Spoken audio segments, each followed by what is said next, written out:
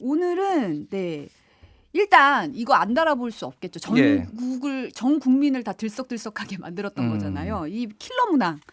암살자도 아니고 킬러 문항 하면 외국에서는 한국 무슨 수능에는 무슨 암살자가 있는 줄 알 것 같아요. 초고난도 문제잖아요. 초고난도 문제를 얘기를 하는데 이제 어제 교육부가 이제 사교육 경감 대책 지난 26일에 발표를 하고 예고를 했어요. 이주호 장관이 이거 킬러 문항 공개되면 깜짝 놀랄 거다. 그렇죠. 이게 킬러다 이렇게 제시할 거다 했잖아요. 그래서 이제 지난 3년간의 킬러 문항하고 지난 6월에 모의고사에 이제 킬러 문항이라고 불리우는 것들을 이제 공개를 했는데 요 내용들을 보면은 나름 전문가들이 합의를 거쳐가지고 킬러 문항이다라고 이제 내용을 발표를 한 거예요. 네. 그래서 특히 이제 6월 모의고사 같은 경우에는 국어에서 2개, 영어에서 2개, 수학에서 3개, 그리고 과학 탐구, 생명과학에서 이제 하나 이렇게 들어갔습니다. 일단 제가 한번 봤어요, 다 이거를. 네. 한 문제도 못 풀겠더라고요.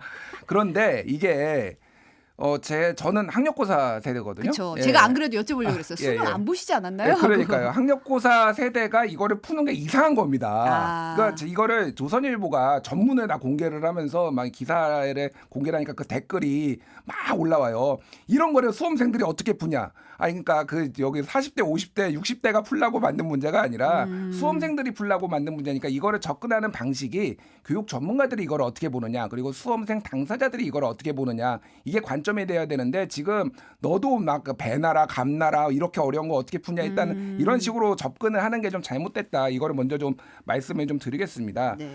그래서 지금 얘기가 나온 게 가장 문제가 된 거는 지금 모의고사에서 얼마나 그럼 이게 어려웠느냐, 이게 지금 얘기가 가장 많이 나오고 있어요. 근데 실제 정답률이 상당히 너무 높은 게 이게 킬러 문항으로 예시가 들어가지고 지금 문제가 되고 있습니다. 예를 들면은 어제 저도 교육부 발표 봤는데 근데 사실 킬러 문항 기준이 뭔지가 명확하게 제시는 안 됐잖아요. 킬러 문항 기준이 뭐냐고 기자들이 사실 질문을 어제 굉장히 많이 했거든요. 근데 그리고 정답률 30% 문제가 킬러 문항이라고 제시가 돼서 지금 말씀하신 게 그 문제 말씀하시는 거죠? 그렇죠.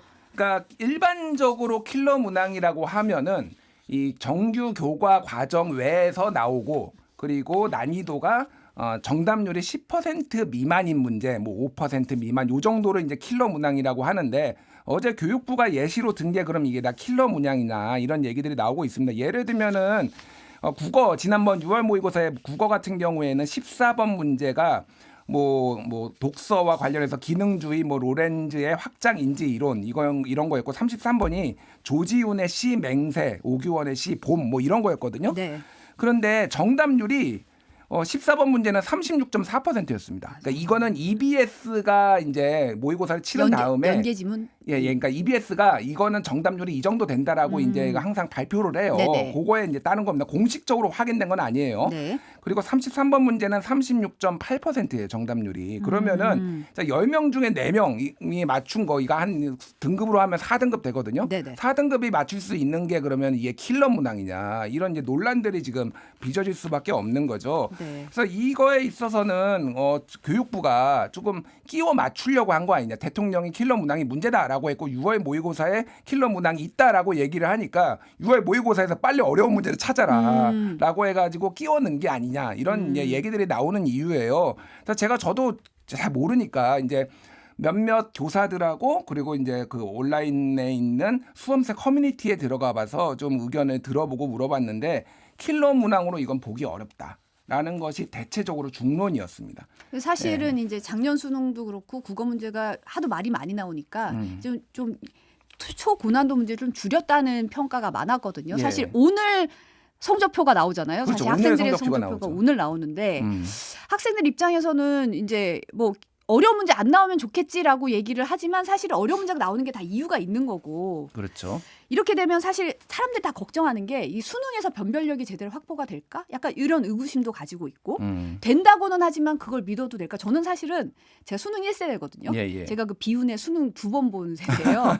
여름에 한 번, 겨울에 한 번 수능 2번 본 진짜 그때도 난이도 조절이 사실 실패해서 수능이 8월에 한 번, 11월에 한 번. 8월에 한 번, 11월에 한 번 보고 2차 시험 때 난이도가 너무 어려워서 난이도 조절에 실패하면서 그냥 원래 했던 대로 한 번만 봐 이렇게 해가지고 그냥 없어졌어요. 그게. 그렇죠. 딱 첫 해 시행해보고. 그때 8월 달에는 아직 나는 준비가 안 됐어 해서 안 본 사람들이 다 피봤다는 전설의 그렇죠. 재수생들 특히 학력고사 세대가 예, 예. 준비가 안 됐으니까 11월 때 2차 때 봐야지 했다가 이제 뭐 첫 번째 국어 문제 보고 이렇게 가방을 던지고 나갔다.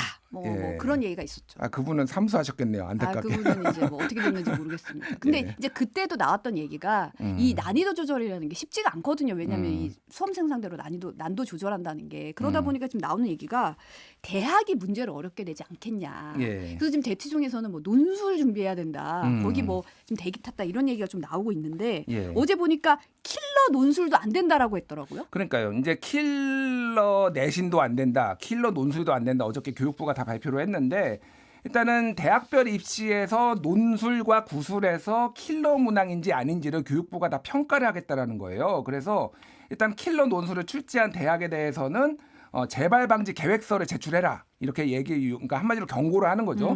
그리고 또 다시 한번 킬러 논술을 내면은 10% 정원을 감축하겠다. 와. 이런 이제 최고 이제 그러네요. 이거는 대학들이 제일 벌벌 떠는 그렇죠. 거거든요. 가뜩이나 지금 저출생 때문에 확보하기가 좀 힘든데 정원 감축해버리면 굉장히 직격탄이잖아요. 네, 그래서 제가 이것도 뭐 입시 담당 교수님들한테 좀 여쭤봤어요. 전화를 해서. 그러니까 난리가 났습니다. 그러니까 이게 킬러가 뭐냐. 그러니까 이게 계속 원점으로 돌아가는 그렇죠, 거예요. 맞아요. 도대체 킬러 논술은 무엇이냐. 킬러 문항의 기준도 없는데 그럼 예. 킬러 논술은 뭐고 어디까지가 가능하고 어디까지가 안 되는지가 지금 명확하지가 않은 거잖아요. 그렇죠. 그리고 이게 보통 논술이나 구술을 보는 대학이 일반적으로 소위 말하는 좋은 대학들 그렇죠. 네. 이런 데들이 좀 많이 보거든요. 그래서 엄청 범위가 넓지는 않습니다. 다만 이런 대학들은 굉장히 치명적이죠. 만약에 뭐 이렇게 정원이 감축되거나 그러니까 상당히 긴장하고 있고 내신에서도 지금 킬러 내신 맞아요. 문항을 네네. 내지 말라라는 건데 이거는 왜 심각하냐면은 이게 이 등급이 이를테면은 학교들이 옛날에 꼼수를 펴가지고 시험 문제를 내신을 쉽게 내가지고 애들이 다 만점자가 나와서 다 1등급을 주기 시작하니까 동점자가 나오면은 아예 1등급이 없고 2등급, 내리죠. 3등급으로 네. 내려버려요. 내리죠. 그러니까 난이도 조절을 실패하면 학생들이 다 피를 봅니다. 그러니까 1등급이 한 명도 없고 만점자가 많이 나오면은 2등급도 없고 예를 들면 3등급만 뭐 3분의 1 막 이런 맞아요. 식으로 되는 네. 거예요. 그러니까 이제 교사들도 난리가 났습니다. 이거 그래서 킬러 뭐 문항을 내신에서도 내지 말라고 하면 이거 어떻게 하라는 거냐 난이도 조절. 그래서 지금 한마디로 얘기하면 어제 교육부 발표 이후로 상황이 정리되는 게 아니라 오히려 지금 대혼란.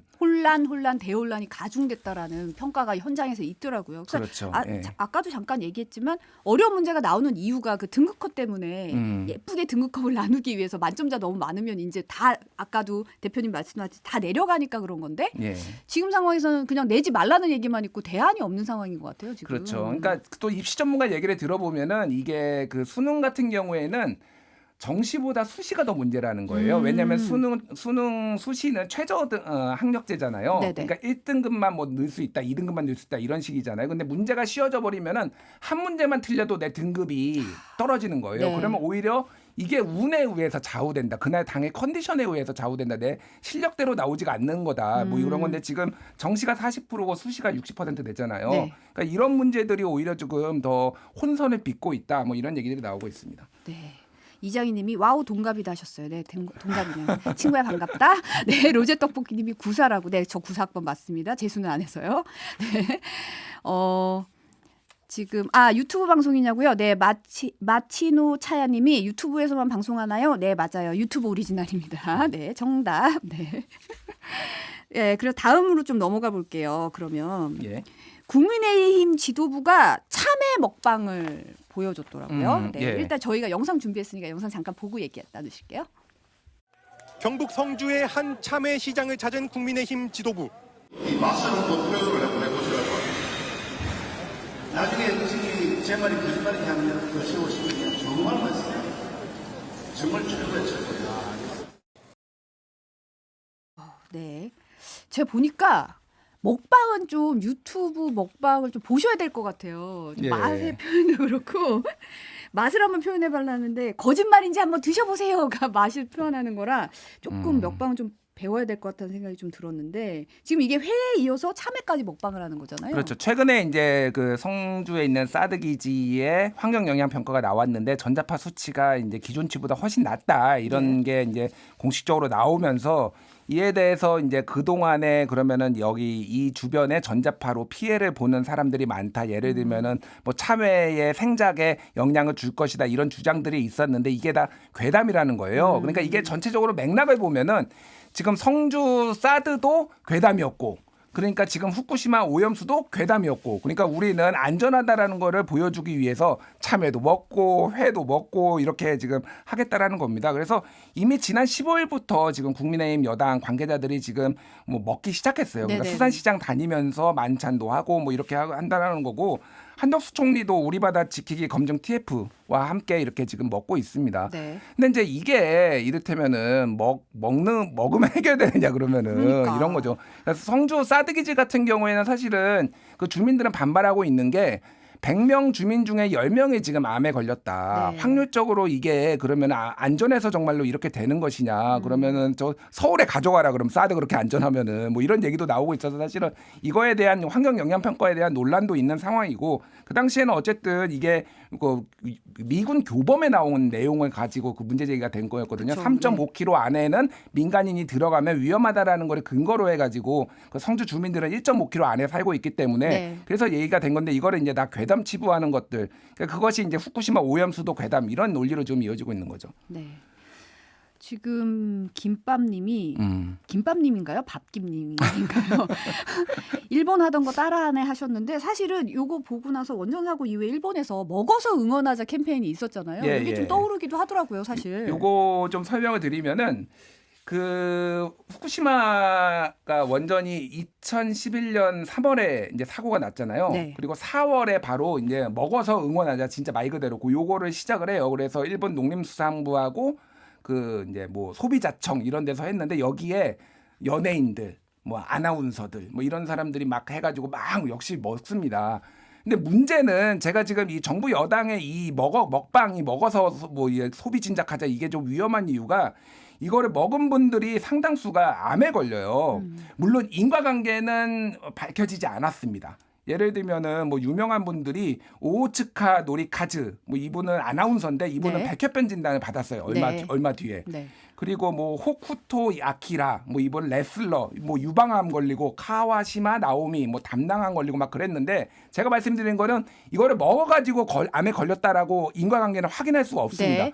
근데 이게 이런 식으로 되니까 일본 내에서 더 불신이 더 커진 거예요. 야, 저 먹어서 지금 암 걸린 거 아니야 지금? 먹어서 응원하자가 아니라 예, 예. 먹어서 이제 불안하다 뭐 예, 이런 예. 게 되는 거군요. 그러니까 지금 정부 여당도 만에 하나 저런 식으로 계속 먹다가 누군가 발병이 됐을 때 이거를 어떻게 이제 감당하려는 거죠. 그러니까 굉장히 너무 단순하다. 왜 이렇게 일본 좋아하는 거는 알겠는데 왜 이렇게 별걸 다 이렇게 따라하는지 좀 네네. 이런 이 걱정이 시점에서 되는, 이 시점에 네. 지금 사실 후쿠시마 제1원전 그 해양방류 해저터널 공사가 완료가 됐거든요. 예, 예. 그리고 오늘 이제 설비 시운전이 오늘 이제 더 뭐 마무리 지금 들어가는 걸로 나와 있고 이렇게 되면 내일부터 일본은 방류 설비 최종 점검에 들어간다는 게 사실 굉장히 방류가 곧 임박했다 이런 느낌이 들거든요. 초일기에 들어갔다 이렇게 보시면 될 것 같고요. 원래도 일본이 7월 달에 방류를 하겠다라고 했잖아요. 네네. 그래서 방류에 이제 뭐 마지막 최종 점검에 들어간 거고 최종 방류 시기는 이제 제가 총리가 기시다 후미오 네, 죄송합니다. 네. 기시다 후미오 총리가 이제 결정을 한다라고 합니다. 그런데 이제 주변국들의 반발 이런 것들을 고려를 해서 이제 조금 시기를 조절할 수는 있지만은 일본 내 분위기를 보면은 7월 안에는 방류를 시작할 것이다. 이렇게 지금 얘기가 나오고 있는 상황입니다. 지금 이게 사실은 뭐 지금 시점이 굉장히 좀 어떻게 보면은 국민들 입장에서는 좀 불안한 감이 없어지지 않고 있는 시점인데 예. 야당은 지금 단신 논석 들어갔어요. 예, 그러니까 한쪽에서는 먹방을 하고 있고 한쪽에서는 이제 단식 농성을 네. 들어갔는데 일단 민주당의 이제 윤재갑 의원이 이미 이제 저쪽 전남 쪽에 이제 지역구를 가지고 이쪽에서 바다 신안 쪽인가 그럴 거야 아마 그래서 바다 쪽을 이제 바다 해안가에 있으니까 굉장히 먼저 일주일 전부터 단식을 시작했고 어제 이제 우원식 의원이 민주당 우원식 의원이 합류했고 그리고 정의당의 그러니까 이정미 대표 같은 네, 경우에는 들어왔죠. 일본 대사관 앞에서 지금 단식에 돌입하고 있는 상황입니다. 네. 그래서 지금 좀 개인적으로 갑갑해요. 그러니까 한쪽에서는 먹방을 찍고 있고 한쪽에서는 단식을 하고 있는데 이건 사실 조금 더 생산적으로 뭔가 네. 일본 정부에 뭔가를 요구를 해가지고 협상을 해야 되는데 물론 정부가 지금 미동도 안 하고 있기 때문이지만은 이게 맞는 방식인지 지금 뭐 여야가 다 이게 조금 좀 불안하다 그리고 좀 비판적으로 좀 봐야 될 것 같습니다. 예. 우리 정부가 국민의 불안을 좀 누그러뜨리기 위한 뭔가의 행동이 필요할 텐데 사실은 그거의 일환으로 일일 브리핑을 하잖아요. 예, 예. 근데 어제 브리핑 내용을 보니까 일본의 오염수 방류가 가장 현실적인 대안이라고 한국 정부가 일일 브리핑에서 말을 했고 이 내용이 방류 결정 자체를 되돌려서 국제 원자력 기구 등의 다른 방식을 제안하는 것은 신의 성실 원칙에 맞지 않는 태도라고 말을 했어요. 그러니까 이게 어느 나라 정부인지 저는 진짜 좀 주어가 궁금한데. 저는 의심스럽더라고요. 아니, 그러니까 이거를 진짜 무슨 이렇게 비판하려고 비판하는 게 아니라 일본 정부 입장에서는 이렇게 얘기를 할 수가 있는데 한국 정부에서는 국민들이 이렇게 불안해하면은 네. 우리가 할 수 있는 조치를 최선을 다해보겠다. 그래서 협상을 할 수 있는지 우리가 일본에 타진을 해보겠다. 뭐 이 정도는 해줘야 되는 거 아닌가요? 그러니까 무슨 대단한 거를 요구하는 게 아니라 일단은 국민의 생명과 안전을 위해서 최선을 다해야 된다. 이런 어떤 기본적인 원칙을 얘기하는 건데 이미 답이 결정돼 있는 것처럼 얘기를 하는데 제가 예전에 2019년 11월에 7박 8일 정도 후쿠시마에 갔다 왔어요. 네. 제가 예전에 네. 그때 그러니까 도쿄올림픽을 앞두고 방사능을 측정해서 방사능 맵도 그리고 했습니다. 그때 당시에 이제 나왔던 얘기가 뭐냐면은 일본에서 이미 5가지 방안을 놓고 그때 검토를 한 거예요. 해양 방출, 수증기 방출, 수소 방출, 지하매설, 지층 주입. 이게 5가지를 놨는데 해양 방출이 가장 돈이 덜 들어요. 싸죠. 싸요. 네, 저렴하죠. 예, 예. 네. 그러니까 이거를 결정을 한 과정이 있습니다. 그래서 일본에서도 실제적으로 이런 것들을 다 검토를 해서 나온 건데 이거를 우리나라 정부가 왜 일본에서 합리적으로 검토를 했으니 답이 없다 이런 식으로 얘기를 하는 거는 정말 좀 굉장히 무책임하다 이렇게 얘기를 안 할 수가 없을 것 일본 같습니다. 정부가 비용을 고려해서 현실적이라고 얘기하면서 이제 합리적이라는 판단을 했는데 그거를 비용이 저렴한 방식으로 결정한 걸 가지고 그냥 받아들인다는 게 좀 이해가 안 되기도 하고 지금 보니까 오전에 속보가 하나 들어왔는데 일본이 한국을 화이트리스트를 4년 만에 복원하겠다. 예. 수출 규제 모두 해제한다. 이런 소식이 들어왔어요. 예, 이거는 뭐 예고된 상황이었고 우리가 먼저 화이트리스트에 이제 뭐 완전히 복귀를 시키고 일본에서는 그동안 한국이 하는 걸 지켜보겠다라고 하다가 이제 최근에 좀 유화적인 한국의 이제 제스처들을 보면서 이제 한 것 같은데 네. 글쎄요, 뭐 이게 수출 규제 이거를 위해서 그러면은 방사능 핵 오염수를 용인한다라는 건지 그게 뭐 연관되는지는 모르겠습니다만 전체적으로 좀 많이 좀 답답하다라는 이런 생각이 듭니다. 네, 다음 소식은 윤석열 대통령이 이번 주 부처 장차관 인사 단행할 것 같더라고요. 예, 지금 뭐 통일부 장관 같은 경우에는 김영호 성신여대 정치외교학과 교수가 사실상 내정됐다. 네. 뭐 이런 얘기들이 나오고 있는데 뭐 그리고 산업통상자원부 같은 경우에는 박문규 국무조정실장 네. 뭐 나오고 있습니다. 박문규 국무조정실장은 이제 기재부 출신 관료고요. 네. 그래서 전체적으로 보면은 지금 장관보다는 차관들을 지금 다 인사를 하는 요런 분위기입니다. 그래서 이 분위기가 10여 개 부처에 지금 차관들을 다 교체를 한다라는 거거든요. 상당히 폭이 크네요. 차관 교체 폭이. 예, 예. 그러니까 요게 지금 전체적으로 보면 2가지인 것 같아요. 하나는 공직 기강 바로잡기. 그러니까 윤석열 정부의 어떤 국정 운영 철학에 대해서 좀 동의하는 사람들을 적극적으로 기용을 한다라는 거고 또 하나는 대통령실에 있는 사람들이 상당수가 차관으로 갈 가능성이 높다라는 거예요. 대통령실에서. 지금. 예, 그러니까 각 지근거리에서 대통령의 국정 철학을 가장 잘 이해한 사람들을 보내겠다. 한마디로 좀 관료들을 잡겠다라는 건데 제가 공무원분들 몇 분을 좀 이렇게 최근에 만나서 얘기를 들어보면은 아무도 일을 안 한대요. 최근에. 그러니까 왜냐면은 불확실성이 너무 커지면은 공무원들은 뭔가를 일을 벌였다가 안 불똥이 움직이죠. 튀잖아요. 네네. 불똥이 튀어버리거든요. 그러니까 명확하게 소위 말해서 용산에서 오더가 내려오기 전까지는 일을 안 하려는 기류가 있고 이거를 또 안다라는 거예요. 용산에서. 그러니까 조금 더 군기를 잡게 이렇게 하는 건데 글쎄요. 지금 뭐 모의고사 잘못 냈다고 지금 평가원 정도 날아가는 마당에 뭐를 적극적으로 할 수가 있을지 좀 굉장히 의문입니다.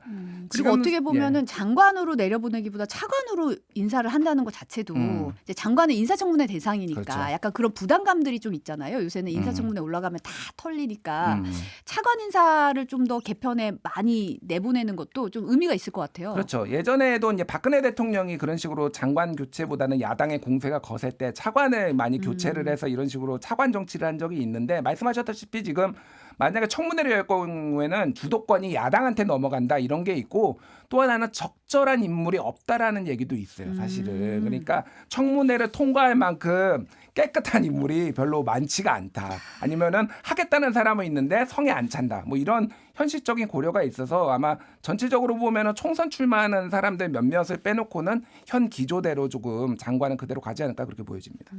경향신문 오늘 단독 보도 잠깐 볼까요? 이제 방송통신위원장으로 뭐 곧 임명이 임박했다 뭐 이런 얘기가 나오고 있는데 이동관 특보가 과거 MB 정부 때 어떻게 일을 했는지 뭐 굉장히 구체적인 내용이 나왔어요. 예.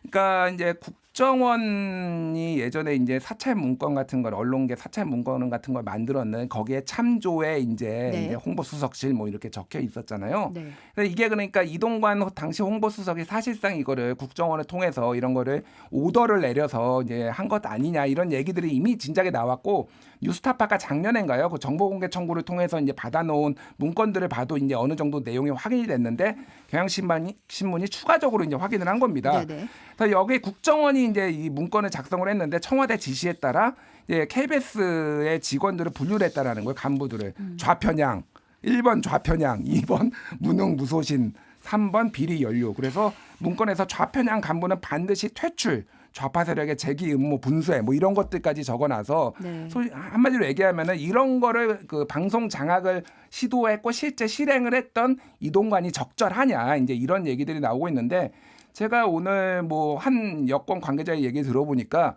이래서 더 임명할 거라고. 아 이래서요? 예. 그러니까 이게 지금 이동관을 임명하는 목적이 방송 장악 뭐 이런 걸 하려고 하는 확실하게 건데 잡으려고 그러는데 알고 보니까 진짜 일을 잘했네.